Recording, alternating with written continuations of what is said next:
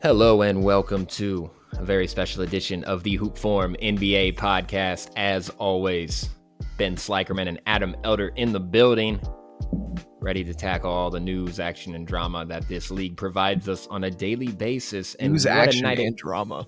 News, action, and drama.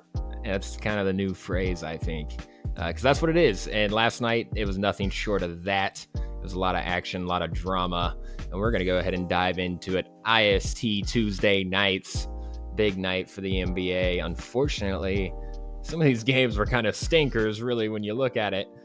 But I know we cruised through three of them. I mean, the Cavs-Sixers was fun, and we'll get into that. But some of them just got boring at times. Magic defeat the Raptors 126-107. Paolo Banchero 25-5-3. Jalen Suggs 18-3-4. Pre-pod we were talking Suggs. We like what we see from him. Yeah, he's not bad right now. I think he's playing comfortable. That's what it looks like to me. Like he's finding shades of his original draft stock promises when he's defending like he did on OG Anunoby last night, getting a steal like that in the post against a guy that has at least 5 inches on you, and who I don't even know what the weight comparison is, but like regardless, Suggs can make those kind of plays, and Jonathan Isaac is blocking everything. Jonathan Isaac is active, and that's what you want from him, especially if he's rebounding off of an injury like he has had the past 3 seasons. It makes you excited. He had that nasty lob coming down the lane. Did you see that? I don't know if I saw that, but still, like it's just. I had to eat crow a little bit when I watched it. Like I even said it out loud, and Summer had no idea what I was talking about. But I remember you were talking about him last episode. You're like, no, I think he actually is like good again. I think he's on something. And I was like, oh, I just don't believe in it. And then this dunk literally happens, dude. And I was just like, I said it out loud. I was like, oh, I got to eat crow on next episode. And she's like, what? That's all it took was one audition fast break play. I mean, that's what I've seen myself though, is the blocks. When I've been tuning into the very limited parts of Magic games that I have, it's just been Jonathan Isaac playing minutes and getting blocks. Like this dude can play a real role. Like he may not be like he was always the defensive player of the year in NBA 2K. Whenever you played seasons, he's always the defensive player of the year. But it's like if he can play a role like this for this team where they don't really have an identity yet, and they already have kind of a unicorn with Franz and Paolo, like they can just really figure something out. They're like bigger version wing wise of what the Clippers always wanted to be. Clippers, Boston kind of dynamic thing. The big thing with Paolo is you just got to hope that he truly develops in terms of being a point forward, because I think that's what you kind of need out of him for all of this to work. Moving on here, Cavs defeat the Sixers 122-119 in overtime. This was a tight game. The Cavs kind of worked them over for the most part. I think they controlled a decent part of this game. The connection between Allen and Mobley last night was fun, but Garland ended up 32-5-8, Allen 26-13-5, Mobley 18-12-3. Wow. Without Don Mitchell, this team is clicking. They had a very good game. And what was nice is that avenues were just open for guys. And that's even without Karis LeVert playing last night, too. Like, he didn't play, and I forget who else didn't play, but you had the group of role players when they are playing together and connected can have at least some potential, because Dean Wade even is 6'9", and they're throwing him out there at even the 3 or the 4 sometimes. So like they have this height. They have these guys that they seem to have scouted decently well. Like I was afraid the Cavs were going to be playing Imani Bates like kind of a lot this year. But like Max Strus is low-key just been working really well. Max Strus is he can play 39 minutes a night guy. Yeah, he's plugging a hole. I mean, Darius wants to play 39 minutes a night. I'm sure Don wants to play 39 minutes a night too, but like Okoro is a sprinkle, and Thompson, like I hope they don't have to play him for much longer, dude. Like he's fine as a rely on him rebounder. for anything, actually. Exactly. But I also was really shaky on Damian Jones. I was like, they're kind of hmm low key relying on him too. And it's hmm really taken these stagger Allen and Mobley minutes, and then in crucial moments you play them together that the Cavs are really relying on. So I'm just like, they have to keep such a high level of energy to win games like this. Like they were playing Joel Embiid and Tyrese Maxey and the pretty much hmm healthy Philadelphia 76ers, and they won. And they won in a overtime. pretty good Philadelphia 76ers team. Top of the East. Still. Yeah. Like, No, they're like third. still, they're in the top three. I mean, like, they're Yeah. higher up than the Cavs are because the Cavs Yeah. are middling right now. What, Well, the 7 Cavs and are on a good 6? run right now. They're on a 4-0 run though without Don. And we were talking in the chat, dude. The hamstring's not a good injury. So, Like, all this tells me in the most Cavs positive way is that let Don sit 4 weeks and let hmm this happen. Because hmm if they have a vibe together and DG is going to stay healthy, and well, I mean, who's out tonight? Don's out tonight Yeah. again. Oh, okay. So it's just Don out tonight again, but it's still like Mobley's playing, Garland's playing. Yeah, I'm sure they're all on the floor. They that game may have started already. Um, Regardless, though, they had to keep such a high level of energy to beat the 76ers, and it's all controlled by DG. It's hmm all controlled by him when he is at the helm, and that is what works with this team ultimately. Can Donovan Mitchell will play a part in success for that. I think when he comes back, he should be excited to fit back in because the Cavs I mean, aren't he had a running heater of a season last year. exactly. Like there's no reason he still can't be 29 points per game done. hmm But they're just, not everybody can be the Celtics and acquire all this ridiculous capital. Defensive depth. Yes, and like just be absolutely stellar in pretty much every form of the game. Like the Cavs, hmm we got guys. They do. They have guys for sure. I Max mean, Strus is so just such a right, guy. he's a guy, and he's playing his old team right now. Miami's up 22 to 16. Cavs are starting Struess, Mobley, Allen, Porter, Garland. Porter looks Porter's good, been dude. playing for him because they haven't had what's his name, Ricky Rubio at all. Yeah, he's washed. I'm pretty sure he went back to Spain. Like no cap. I think he's like Yeah, out of the US. yeah. But I So mean, they were Jim, just gonna cut him and let him get the money still. right? Jimmy Butler, Haywood Smith, or whatever his name is, Thomas Bryant, Duncan Robinson, Kyle Lowry. All right, cool. That's going on right now. Moving on here. Pacers defeat the Hawks last night in a just crazy game. Why do I not have the score here? Jesus. What was it ended up being? Cut that. I'm gonna do some clever edits this episode. 157 to 152. Jesus Clever Christ. edits. Big win for the Cavs for sure, but we'll go ahead and move on here. Pacers defeat the Hawks last night, 157 to 152, and an absolute bloodbath on offense. This was a weird game because I was watching it for around the first half, but by the end of the first half, it looked like it was just over, and the Hawks had it in the bag.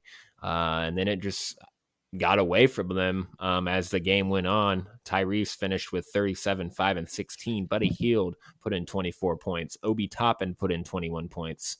It was just somehow they pulled it out. They're just literally blowing people off the court. I And think it's that all one of it the most really entertaining was, things to watch. I know, like the fact that they scored 154 points last night alone, like I think the only reason that the Hawks actually lost that game was because they only scored 28 points in the third quarter. And Right. like the Celtic or the Pacers are just on something completely different right now where they're scoring 30 points a quarter. Mm-hmm. Like what? And to keep Mm-hmm. They that took their foot pace, off the gas a little bit. I just can't believe. The I Hawks mean, did. in the first half, it just seemed like DeJounte he was doing whatever he wanted. It did not matter who was guarding him. He was getting whatever he wanted. And it just came down to how crafty he was feeling because he was hitting mid-range fadeaways from like 11 feet. I'm just like, whatever. This dude's Him and bagging uh, up. him and Bogdanovich were tearing it up. Yes. Bogdanovich was hitting Bogdanovich had every single 26 catch and points. shoot three. Yeah, that was huge. I really thought they had it under control, but Trey even finished with 38. So Jalen Johnson grabbed 17 points. They were all putting in work, but just fell short there. That's an unfortunate It's loss for just them too, like, because I don't think they've been doing very good in the play-in, and then now Pacers clinched that. So Pacers advance in the in-season tournament. The Cavs are currently 4th. Tough loss in Atlanta too. mm-hmm. Let it burn. All right, moving forward. What a weird Suns. game. Here's a weird game. The DeAndre Ayton revenge game that ended in 0 revenge. Suns defeat the Blazers 120-107. Kevin Durant 31-4-9. Devin Booker 28-3-6. The connection there is filthy. KD not washed. KD not we were washed. Yep. Hashtag we were KD hot on not that. We washed. were mostly fucking around, I think, in reality, but we definitely have to tone it back Probably. a little Yeah. bit. Yeah, I think we do need to tone it back. Definitely put out the hashtag KD not washed. And you know what, dude? If we posted that on our Twitter, he's guaranteed to respond if we say, "Oh, KD actually isn't washed," and he'd be like, "The fuck you mean? I was washed before." Like, you just Did you hope he see sees his it. tweet he sent out the other day? No, you don't have to. You don't have it anymore. So he sent out a tweet the other day that said, "Y'all want to call me every name in the book in my DMs when I don't hit your parlay." Oh yeah, But when I do and I win you money, you never hit me back on my Venmo or something like that. Or and I was just like, oh sheesh. I was like, he is sending shots. that Kevin was Durant, though, I awesome. mean, the big question for me for this team though is playoff defense. Like, I I mean, yeah, still don't have the faith, and that's what I just want. I just want to see a real playoff defense go at Kevin Durant again, because the last time we saw that, this guy really just that's what. couldn't handle it. That's why I had you convinced, dude, for that 2.5 week period that it was like, Yeah. okay. And what was going on with KD in last playoffs too? Yeah. I know. It's a playoff question at this point. And also they just they get this win, and that's good for them because they haven't exactly been doing phenomenal in the in-season tournament. Right now they are, let's see here. Where are they at? They're the second. Never mind. I'll shut up about that. Kevin Durant, though, it's him, Beal, Booker, like all three of them are question marks on injury at this point. And Bradley Beal has been just really non-existent, Yeah, that's like which is weird. worrying. Yeah, like extremely worrying. You basically went all in on Bradley Beal, and he just has not played at all. So definitely just things are a little weird in Phoenix, but DeAndre Ayton gets cooked here, which is great. Just ironic in many ways. It's the same thing every night from him, I feel like. No, it is. It really is. It's the same, just flat effort every night. If he can just spin his way into 10 rebounds, then he's good. It's pretty much what it Yeah, is. Like, he's just that much bigger than everyone. He's legit 7 foot and is agile on his feet, but is there's no other term for it than low motor. He literally is just idling at most times. exactly. 18, 8, and 4 with no real effect and no win. Like, you're just idling. Like, Bam will go get you 18, 10, and 4, but the win Exactly, because he's playing stellar defense on the other end too, and bringing the the whole ball up the time. floor. I The mean, whole it's time. just it's a problem because fuck, who are we talking about again? DeAndre Ayton. DeAndre Ayton. Yes, I don't know why I was just blanking on that. Is because I look at this Portland Trailblazers team and the amount of desperation they're in right now because Scoot's been out for like 6 games now. They've been relying on Jeremy Grant. And when I watched this bunch of Portland Trailblazers games to start the season, I haven't lately, but it's just like he's not even out there. Like Mm-hmm. everyone on Reddit wanted to talk about on Trailblazers. Reddit wanted to talk about how good DeAndre Ayton's actually been, and Hmm. because of the rebound numbers, I'm like, he's nothing out there. He's not forcing himself into like 24 shots a game, which I think he should be doing because I think he's capable of. Dominating. Yeah, I'm like, there's no way, dude. You're soft. You're giving up. Yeah. He does look soft out there. It's funny that they traded one soft center for another soft center. It is actually hilarious. Sometimes Uh, I'm like, I should probably lay off, the Nurkic hate, but then I just see him play and I'm like, he just tries to be a playmaking big and he's not. every now and again, there's a flash. Yeah, because he's big enough to make an overhead pass over to the corner, Yeah. And or an he's got some overhead like, momentum. yeah, exactly. And he's not Yeah. like just fucking up. Yeah. There's no other way to Weird team. describe it. They're a weird team in Portland and a weird team in Phoenix, if you ask me. And I don't know. Just not really like I'm not convinced on either for multiple reasons and different reasons, obviously. Like I'm not convinced of the Suns because of playoff question marks, and I'm not convinced of the Blazers because, well, they're not in a stage to really be doing much. They're just kind of in this weird, like, maybe attempt at a quick rebuild, but DeAndre Ayton isn't good enough for that to really work. So it's not really going to work, in my opinion. So I think they need to figure that out. And I'm sure they eventually will. I don't think he's going to spend too much time in Portland personally, but we'll see. I don't But know, dude. I don't know because I feel like Portland would be the ones that are like, yeah, we'll re-sign you. We'll give him another 4 for like 160 contract. and give it at least 3 more years. Yeah. Yeah, do Wow. some like big extension on him just to keep it going and keep a See if he solid role grows. ball. See if he grows with the young core. Because he's still like what, 25? He is only like 25. He was like 19 when he entered the NBA. He can't be that old. He's maybe 25. 26. He's 25. There you 25. go. Yeah. That's a So while. yeah, These guys dude. are younger than us, Adam. It's so insane. We're getting old, dude. Let's keep it moving. We're getting That makes old and me bitter. How about that? old and bitter. That's fine. I'll take it. Lakers defeat the Jazz. AD Easy. 26, 16, and 4. And I'm loving these stat lines I've been seeing from AD, just out here getting boards. D'Lo 23 and 8. Reeves 19, 5 and 5. LBJ 17, 7 and 9. You could say I'm a Lakers stan because I just listed 4 player stat lines instead of 2 to 3.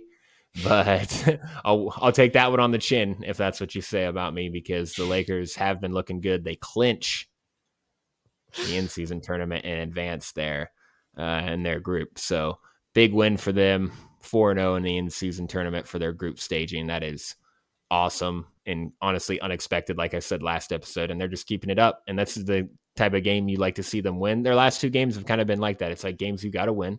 And LeBron doesn't. I mean, LeBron did a lot in the last game, but it's like you don't.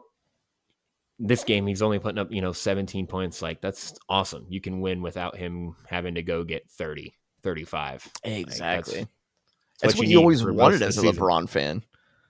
Is you want Bron to not have to put up 30 for a win. Yeah. And that's especially at what 39. I'm interested to see what they do tonight against Dallas, because it's like they're on a back-to-back here, but LeBron's going to want to put on against Luka, because every time he plays Luka, he likes to put on. Luka's one of his favorite like young players, and Luka's always said that like Because he's LeBron's his trying to favorite player. recruit.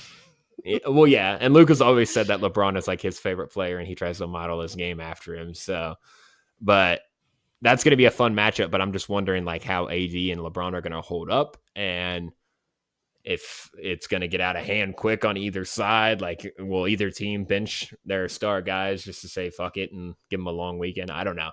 Mm-hmm. Could happen. So, but moving on from that one, not really much to talk about there. I mean, the Jazz are just, yeah, the Jazz are just in just blah land right now.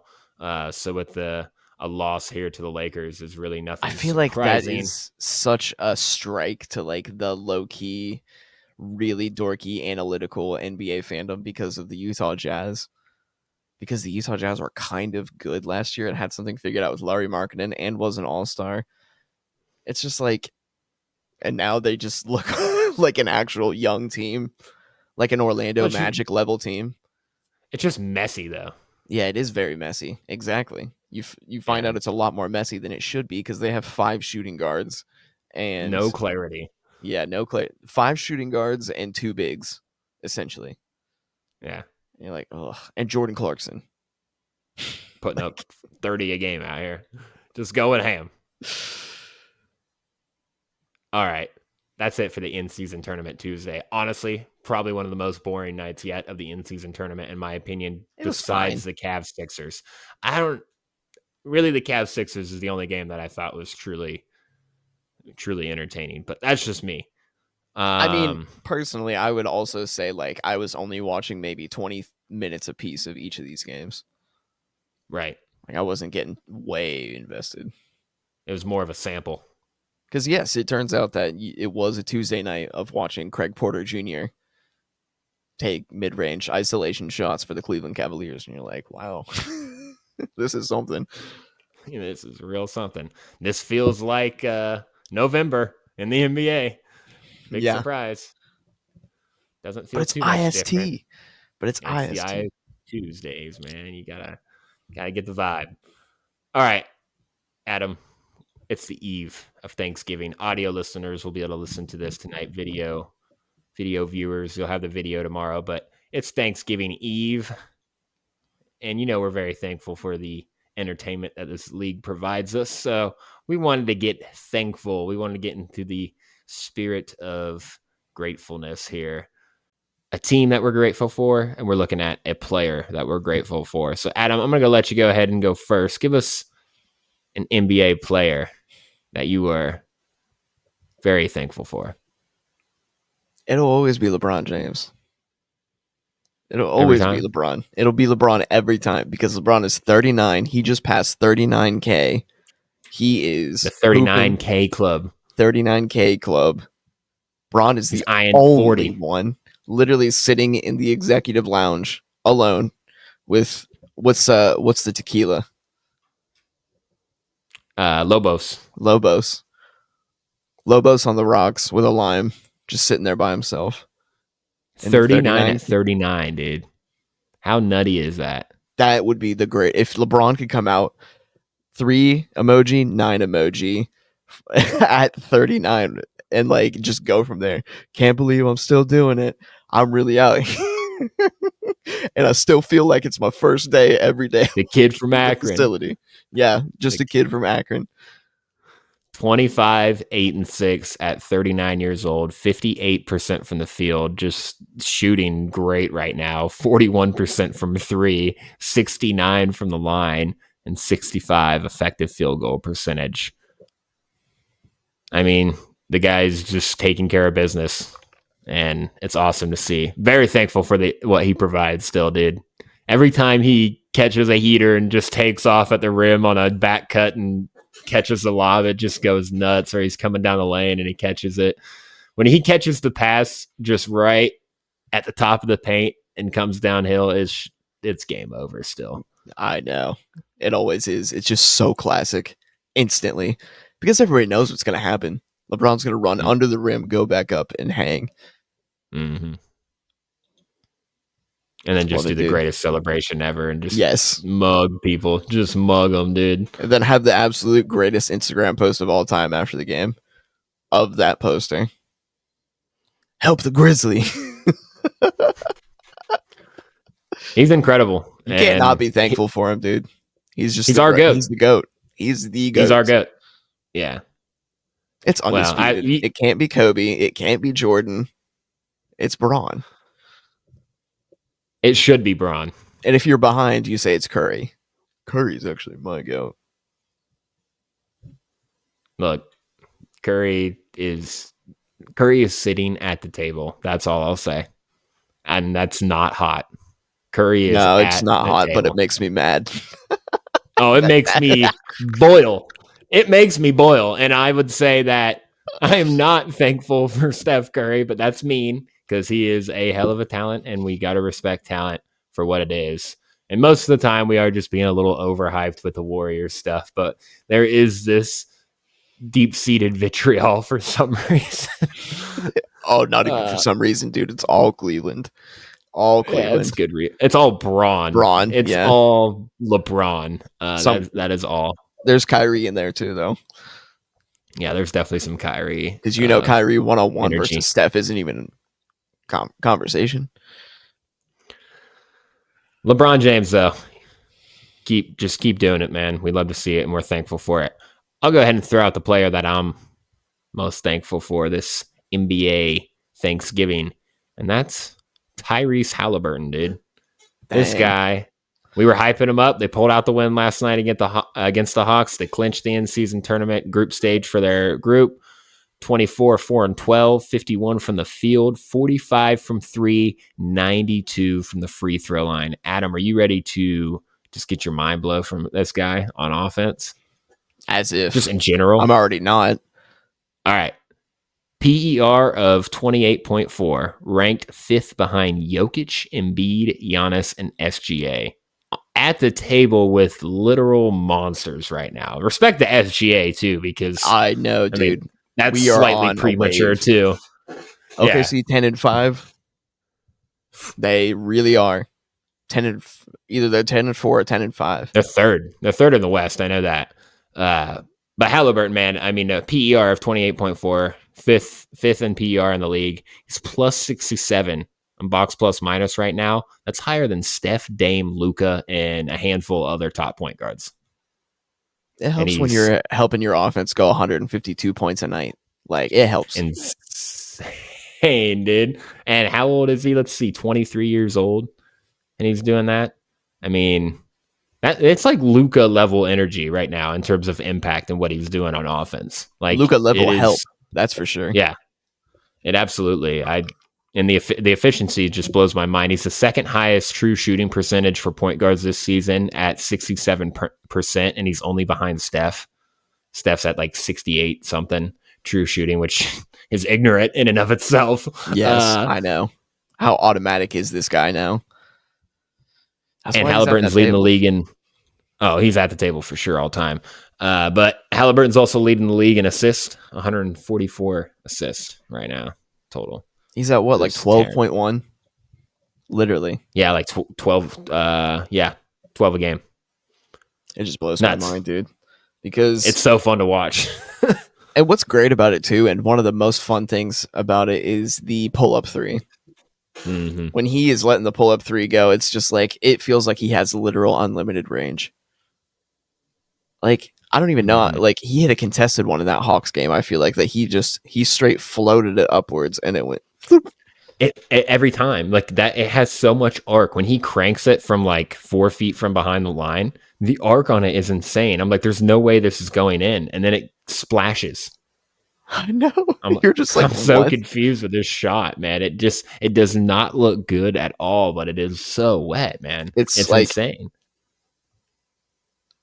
I don't even know how to describe it. It's just like he lays his arms out in front of him and just goes like that. Yeah, just a little flip. Yeah, but in his legs, you ever watch his legs? No. His legs are like, they're just hanging like so, like it's not tight. Yeah, it's not tight. Like very casual. Like, yes, it's weird, but it's a great jump shot, man. His efficiency is literally nuts. It's just, I remember feeling the hype when he almost won the 3-point contest last year, because like he was getting to show that off, that little wrist flick that he could do 6 times in enough time to make 29 points in a 3-point contest. So I mean, it's like, I love it. I love to see him do it, because it's nice that we're seeing rises from guys like SGA and Halliburton and actually affecting winning. Like, it's not like some little statistician's dream that's happening because SGA was on a 24-point run back in the day. It's like, these guys are scoring. They are affecting winning. They are playing. I don't even know. Are they both playing defense? Because I feel like Shea's probably not. Halliburton, no. Halliburton's not playing. That's the big thing. I really emphasize a lot of this is, offensive. But for both of them to just be at the table with these guys like Jokic, Embiid, and Giannis statistically, offensively, like, is nuts. They're just darlings for that kind of stat, though, too, by their play style. But it's still ridiculous that Halliburton's pulling away from these games, 50, 60% 3-point shooting with 15 assists. It's coming back from 25 points down. Yeah. Like a 25-point deficit. Like, what? Wow. So, pretty incredible and very thankful for it. Adam, an NBA team that you are thankful for?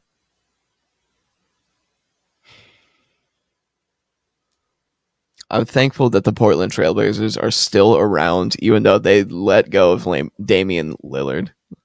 Lamian Dillard. Good old Lamian Dillard. They let go of Lamian, dude, and then they're still just out there, dude. I'm happy for them that they're out there trying to do it with Shaden Sharp and Scoot and Scoot, dude. I'm thankful for it that they're trying to live amongst all this NBA. What was it? Action drama and news action trying to and drama. trying to get their feet into the news, action, and drama. Trying to get their name out there. They're kind of like all press is good press, huh? Anything they can get. Yeah, except for Robert Williams news. Yeah, that's unfortunate. Which got worse every single time, and it was like, oh, no wonder Boston sold this guy. Well, considering the history there. Considering the history there with him, I mean, I think it's pretty safe to say that's about a wrap. So, unfortunate for Portland, though, to miss out on that, But at the end of the day, you're still repping Portland, so I respect you for it. Still got I can't not.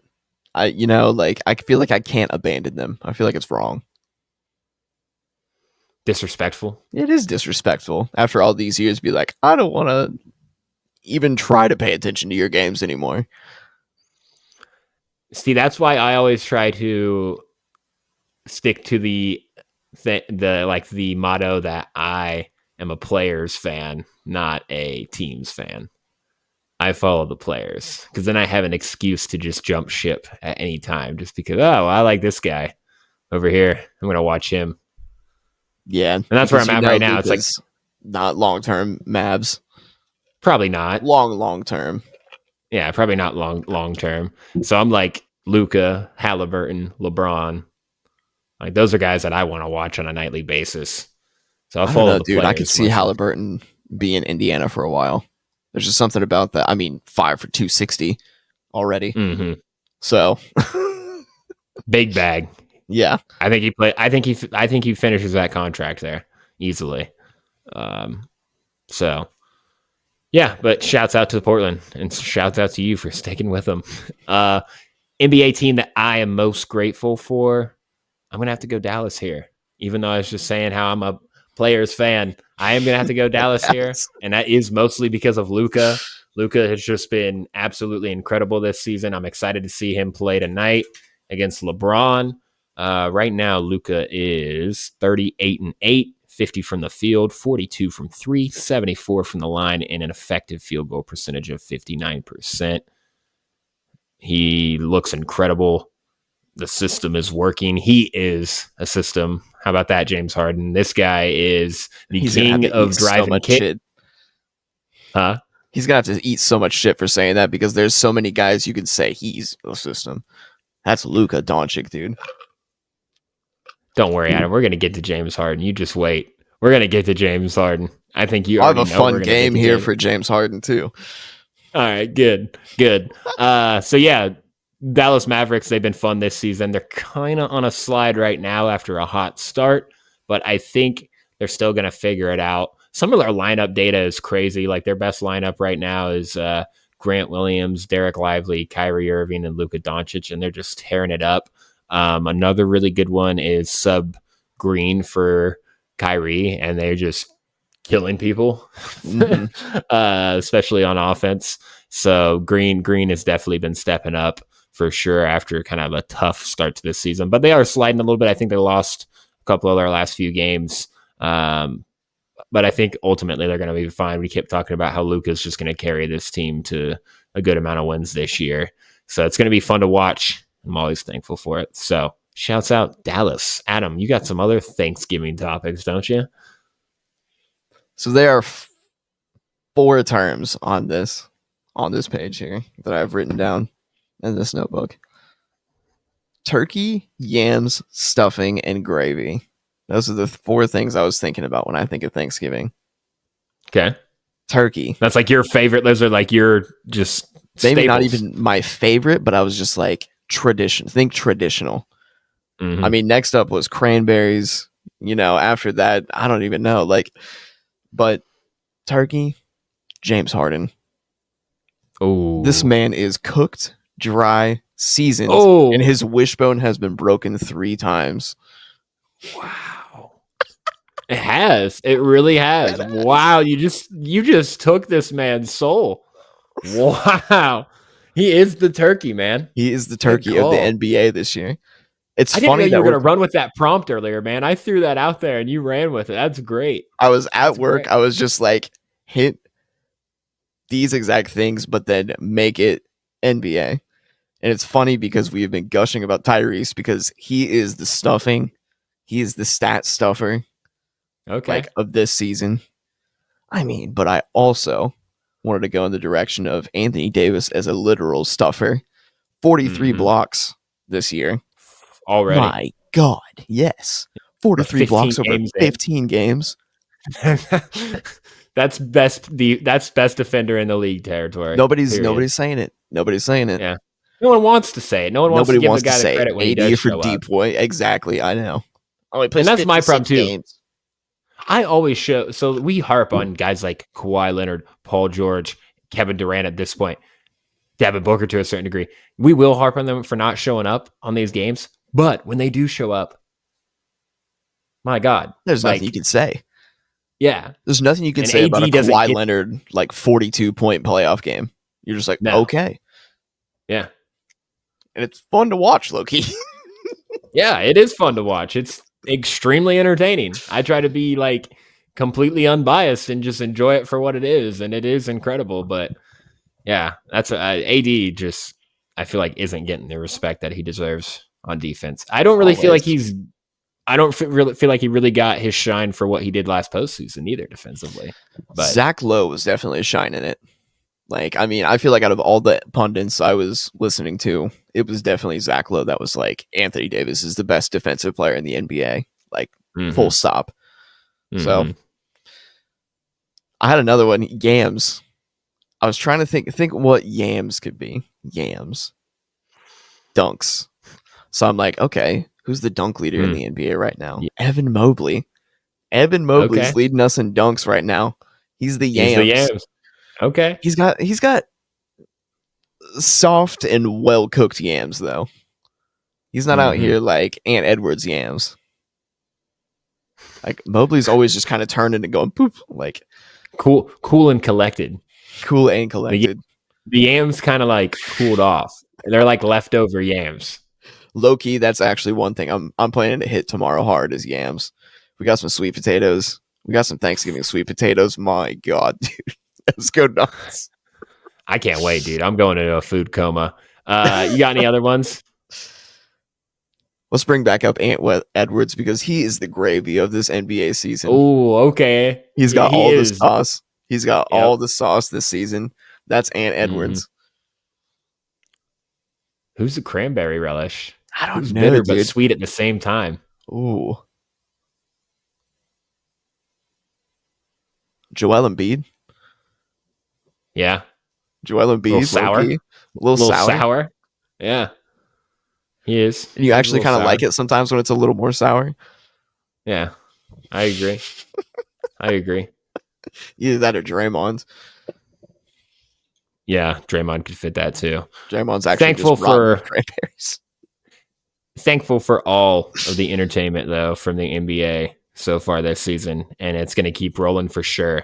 So we're definitely excited for that. And Adam, any other Thanksgiving notes here?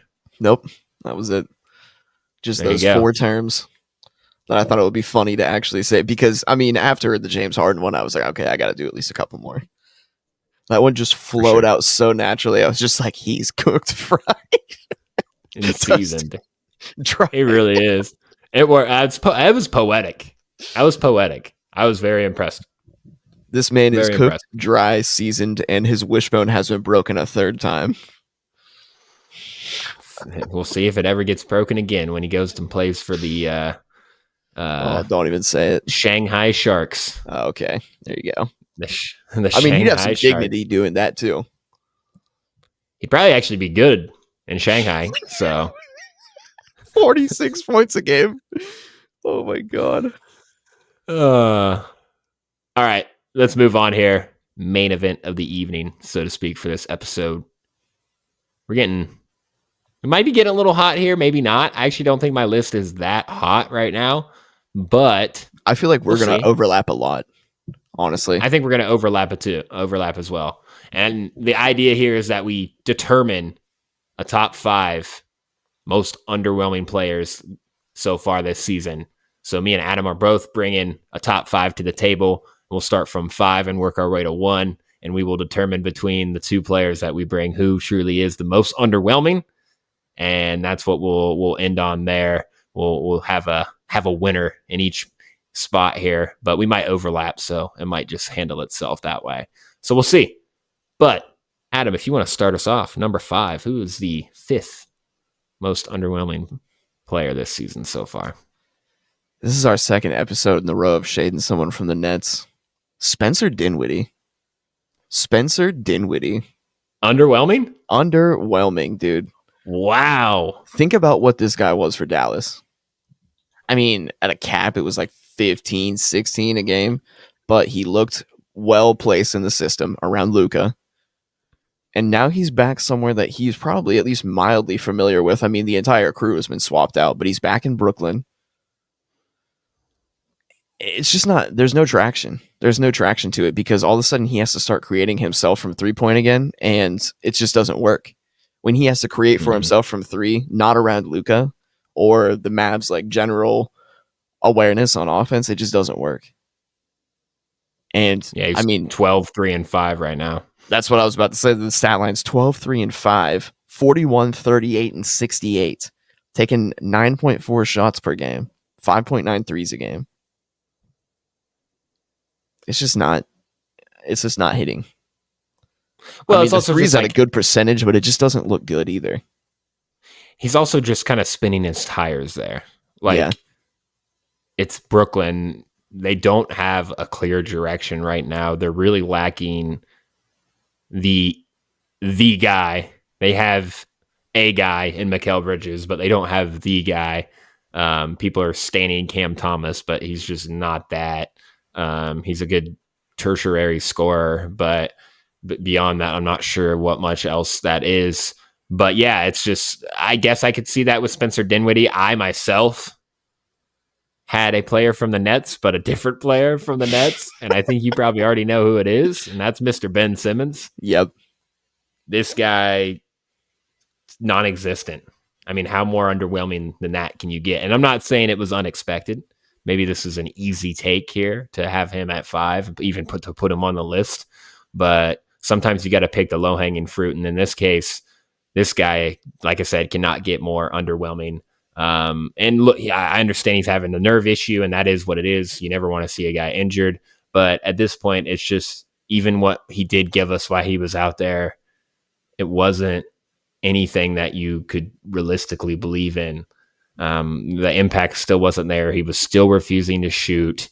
I mean, literally dishing the ball off when he's a foot away from the rim with momentum and force, and is bigger than the player defending him, and just refusing to finish at the rim for whatever reason. The lack of wanting to get fouled, just general psychology of the game. And it's weird because someone made a good point the other day that I was listening to. They were talking about like how smart this guy is off the court. Like, he's actually a really smart person, but it's weird that great PR. Well, it's just weird that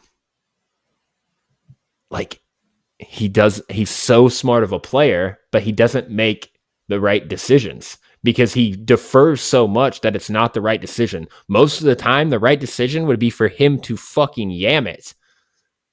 Like, yeah, exactly. For him step to be up to the big plate and take it to the rim.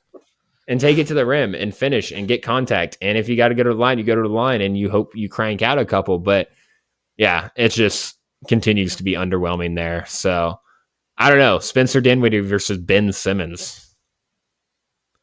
That's a tough fight. I feel like I'm definitely leaning more towards Simmons, but just personally, I was like, Spencer just really isn't.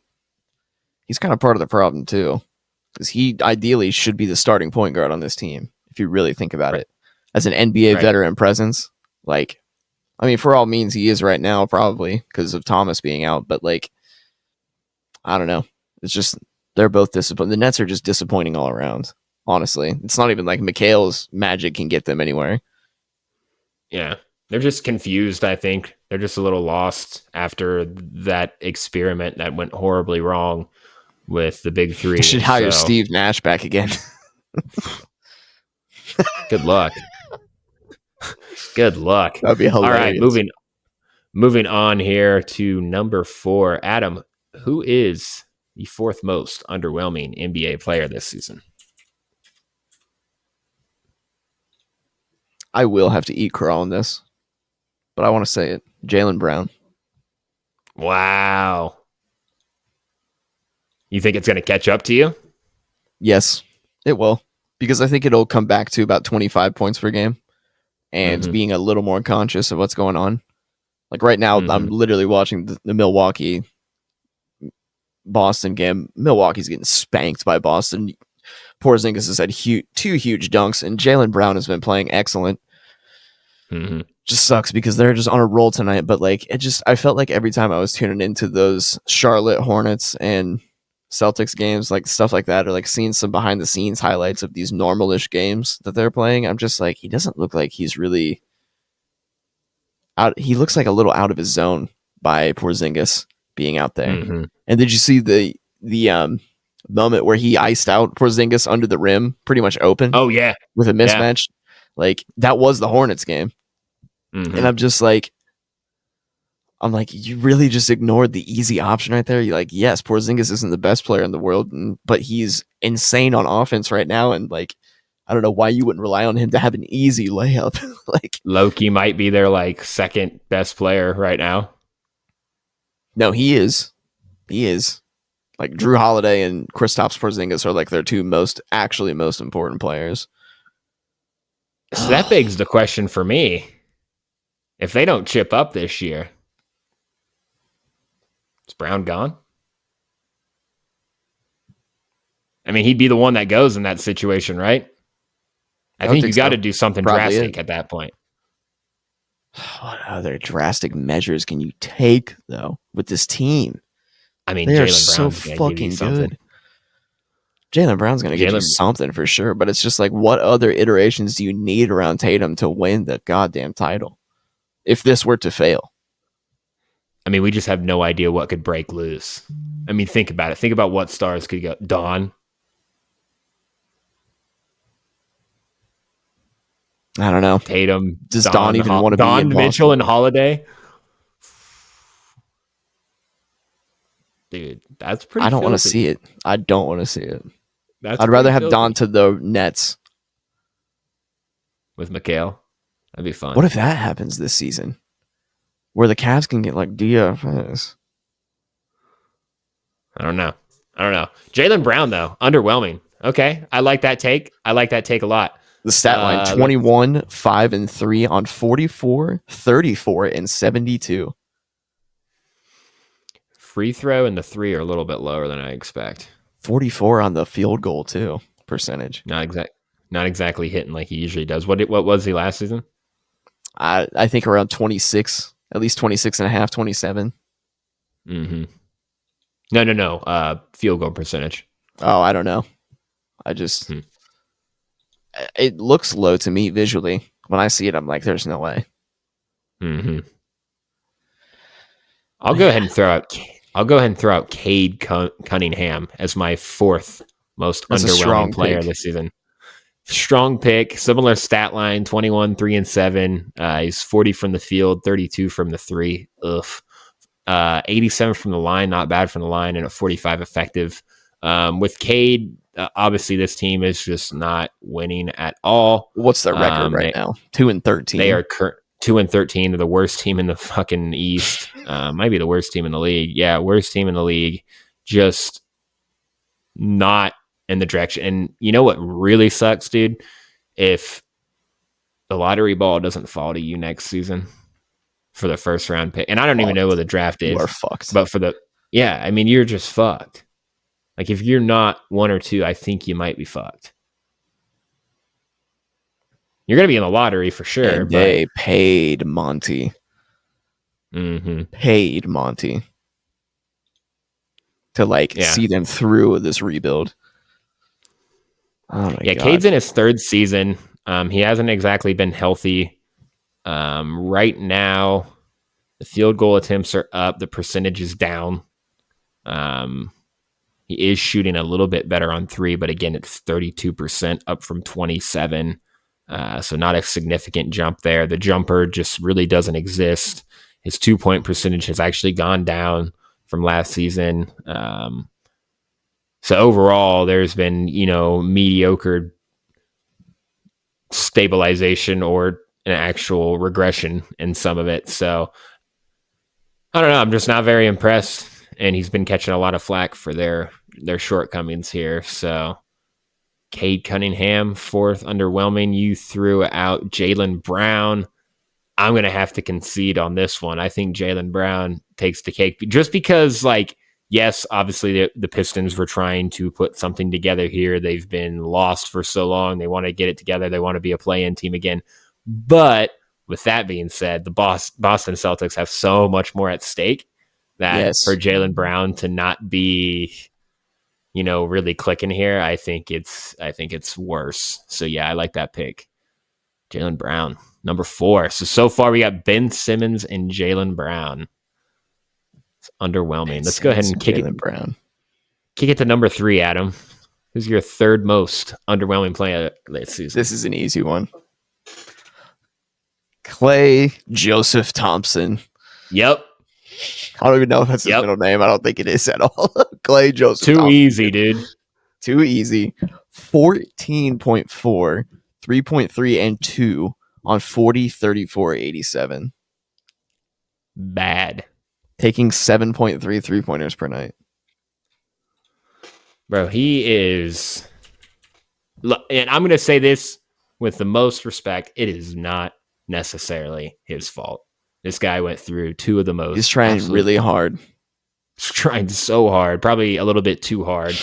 He went through 2 catastrophic injuries, man, that no NBA player should reasonably actually come back from, and he won a championship off of the heel of it. So he's already proved a point to the point that I'm going to cut him some slack, but it can't be ignored that he is, I think, over the hill. I think he's over the hill. Defensively, it is gone. And his shots, he's just forcing. There is no lift, it feels like. It's forcing all everything. elbow these days. Yeah. I feel bad for him. It sucks. I don't, personally. Clay's always been the same Clay that we're seeing now. It's just being a little bit more edged at because they suck. And like, I mean, Clay is what he is. He's won 4 rings. And you know what? I saw a take on Reddit the other day that I was like, I probably would concede to that. And that's like Clay is the best 3-and-D player in the history of the NBA. And I'm like, that's probably true. Like, when you think about that role, Klay Thompson is the best player. Pure 3-and-D. I'm just like, yes, that is the answer. Handled business on the defensive end of the floor and is maybe the 2nd best shooter of all time. Yes, exactly. And was willing to play in that system and catch and shoot the fuck out of the ball. He says, I just want to shoot. If nothing else, he's a top 5 shooter of all time. In the least. I say firmly top 3. Yeah. There's got to be. There's no way. But it's just, it's like, it's down to like 14% now in effectiveness. It's just not there for Clay. And then the whole scrap with McDaniels was just not a good look either. I mean, a lot of people Warriors are so bitter. They're just so bitter. So bitter. Yeah. Good take. I mean, I had him there too. So that's I knew that was coming, and that's a clear number 3. So Third most underwhelming player of the season so far, Klay Thompson. We'll see if he can get out of the funk, but right now he is deep in the funk. Adam Elder, your second most underwhelming NBA player this season. DeAndre Ayton. Let's go. That's who I had as well. DeAndre Ayton. I knew we were Number going to get one's some too easy. overlap. Number one's way too easy. Then I already know Number it's the one is, same. yep, I Number already know one's it's the same too. But we'll get there. We'll get there. DeAndre Ayton. DeAndre Ayton right now, I think you already said it, 12, 10, and 1. Like, yep. It's not even close to dominating. Only Not taking even 10 close. shots a game. 10 Yeah, shots. it doesn't even make sense based off of what he told us. Why is he not taking 21 shots in an NBA game? In Portland, nonetheless. Like, exactly. What other option do they have? You're gonna let Jeremy Grant get all those shots? No, dude. Really? Portland, yes, they want Jeremy Grant ending possessions, and they want Skylar Mays taking shots at the rim. Mm-hmm. Straight up. And when Shaden plays, Shaden's taking every shot, dude. Shaden and Ant. And I think Chauncey is not a big fan of Scoot yet. For some reason, I'm getting that vibe. Scoot's green, though. Scoot's very green. Yeah. I don't know. Chauncey's a weird guy. DeAndre Ayton, though, just easily the second most underwhelming player this season. And we already riffed on him pretty hard. So, number one, Adam Elder. Give it to the people because they already know who it is. Jordan motherfucking Poole. That's not who I had. Is it really not? That's not who I had. We're gonna have a duel. Jordan Poole, number one. That's fine. Make your case. Jordan Poole, I got you, dude. I'll trump you. Trust me, dude. I seriously thought it was gonna be Jordan Poole. I mean, personally, I'm like, it's the number one answer because he's dog walking the ball down the court, down 10 with 51-ish seconds left in the game. Yeah. Where it's just like move. I think it was more than that too. It might have been like a minute and 54 seconds left when it's time where you could put an 8-point swing together if you get hustling. Yes. Yeah. All of a sudden, Kuz has hit 2 threes and you're doing something. But Jordan Poole walks the ball up the court and lets the game clock run down, but not the shot clock.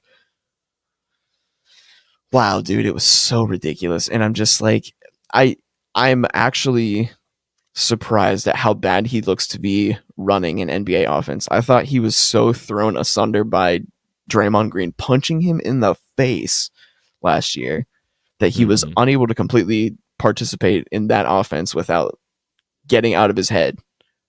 And now it's just like, did that break him? Or is that just who he is? Could be who he is too. Had a hot streak. Had a very hot season. But dude, you go back and you watch those highlights of him in the finals, you're like, this guy is a shooter. Capital shooter. Mm-hmm. Like 28 from 3 right now, dude. Yeah, it's bad. 16.6, 2.4, 3.5 on 39, 28, and 83, taking 15 shots a game.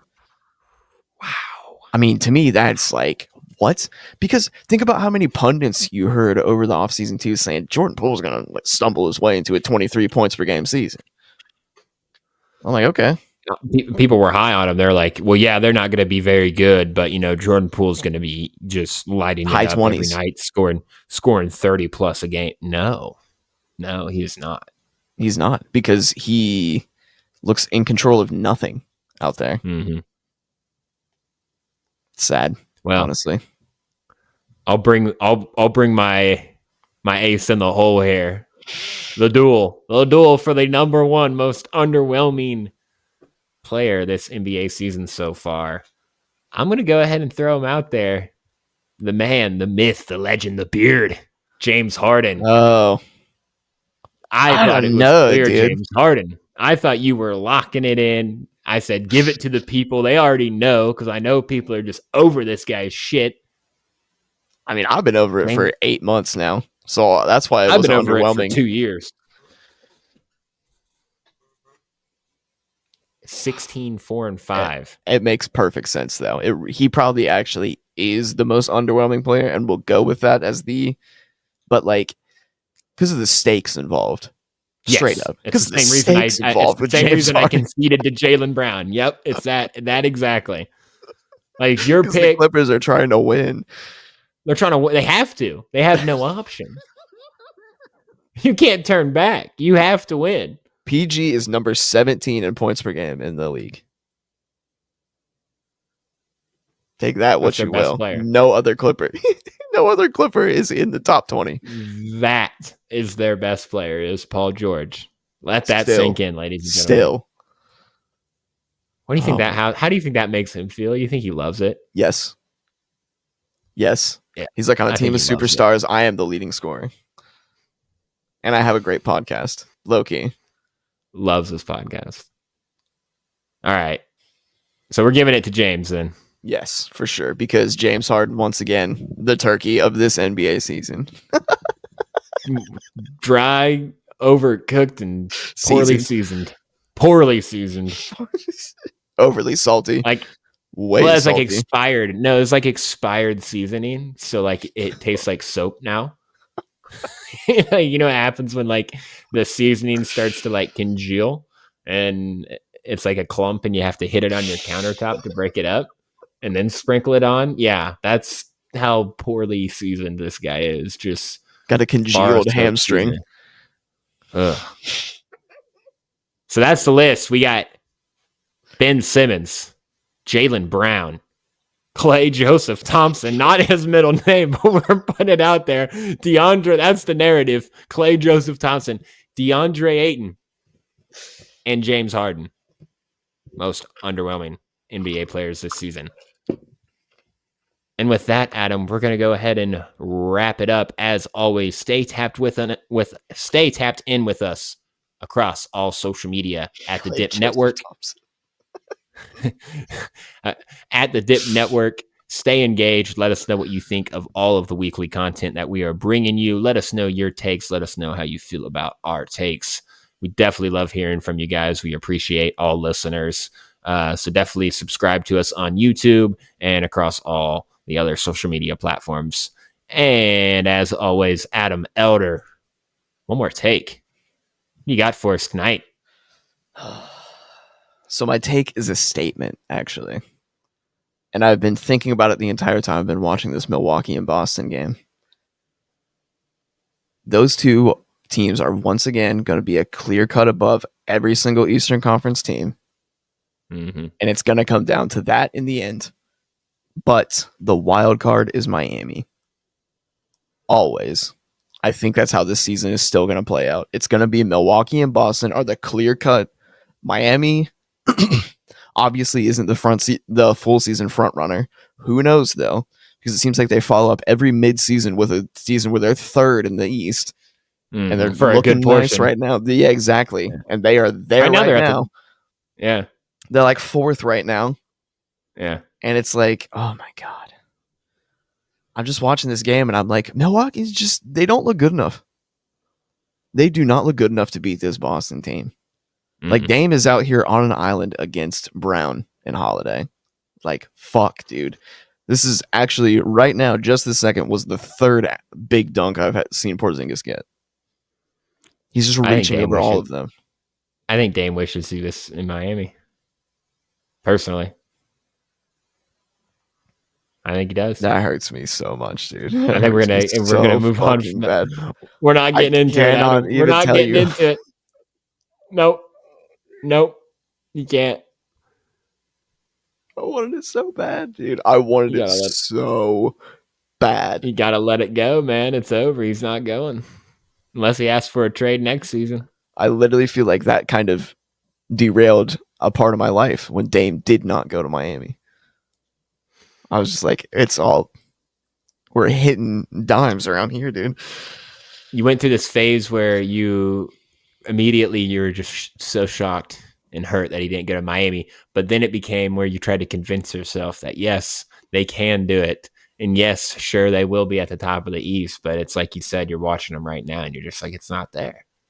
It's not actually there for the postseason. And that's where Miami does come in. Yep. Because Miami's coming. Yep. Exactly. They are the wild card. And if they have the edge, they will fucking beat you. Yep. And they've done it before to Milwaukee, and they've done it before to they've done it a couple times to Boston, but I think Boston has the edge on them, right? Yeah, Boston has the edge on them, but No, I don't think so. I think Miami's beating them more. I think it's like 2-1 Miami. Huh. So when I think about it, they beat the bubble. Miami beat Boston. Mm-hmm. And then last year, Miami beat Boston. And then Boston beat them in 2021 when they went to the finals. I mean, 2020. Yeah, it would have been 2022 by that point. 2022. Yeah, it was the 2021-2022 season. Regardless, the top three of the East, I feel like it's just that. Because I'm watching the Bucks and I'm like, they are good, but they are just not that good. They're not Celtics good. And that just fucking sucks, dude. Leaves the door open for Miami or the Pacers. What? I'm not going to rule it completely out, though. I think if like Milwaukee can figure something out to a degree with Dame in the island and then get Crowder back healthy, maybe find someone on the buyout market, maybe even pull off a trade, like it's still there for them, but it's just like Boston's too fucking good. Yeah. Even if Jaylen Brown's disappointing. Yeah, even if he's the weakest link, it's still one of the tightest, deepest teams in the league. So, yeah. Good take. Good last take. My one more take is go Western Conference centric then, since you threw that out there. Threw out a take from the East. I would say the Minnesota Timberwolves bounced in the first round. Oof. Hot regular season. They're going to have a hot regular season. They're going to look good. But then they'll get matched up with, I don't know. Let's see here. Maybe OKC or Dallas or someone like that. I can see Dallas taking them out. Yeah. Luka just on a heater. The experience.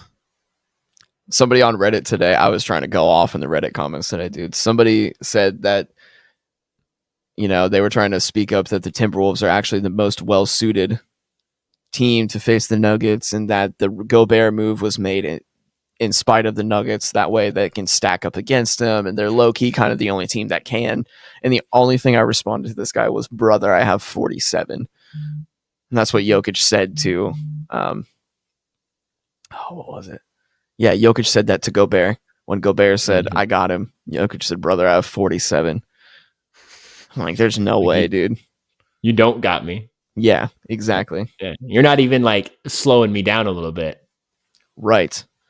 So like, I don't want to hear this talk about how well suited they are to guard Denver. I'm on with that. They might lose in the first round, dude. Cat's not Ant gets trigger happy. Conley washes out. I mean, he's playing good. He's playing great right now, and he stabilizes the hell out of their offense. But he is old, and that's why I think that could catch up to him. Gobert is Gobert, and I can't with him. I just can't. Offensively, I know. Like offensively, it just has never been there, and yeah. I think also that's just going to get that lineup's just going to get pieced up personally against some of those guards in the West. Yeah. Unless Ant's actually serious about really playing defense. I mean, Ant is serious about playing defense, but you're dealing with Steph, you're dealing with Ja, you're dealing with Shea, you're dealing with Jamal. Like, that's a lot. I can't wait for playoff Shea. You're dealing with LeBron playing point guard sometimes. Good luck, Ant. That's all I'll say. Good luck. So, Timberwolves fans won't be happy considering they're the 1 seed, but I'm putting it out there. You're a first round exit again. The 1 seed.